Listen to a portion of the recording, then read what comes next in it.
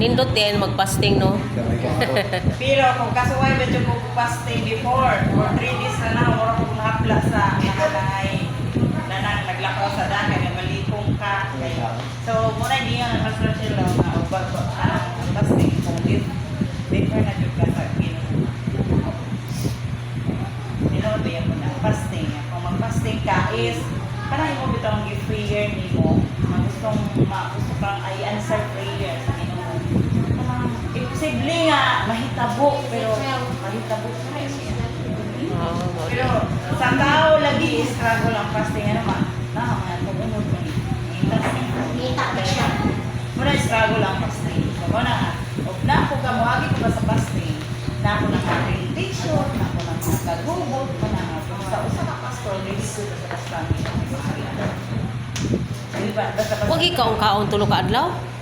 Pero mo inom ng tubig. 60 days pamanggali usahay, di ba? Dapat may ganun fast. Pero mo inom ng tubig. Pwede, pero mo break sa lunch, pero di ka mag-rice kung kuwan ka sa rice. Yung anak mo, fasting ko. Aling mo kape, anak mo fasting. Hindi ka mo kape. Yan na. So, instead na mo, pwede sa mga. Okay.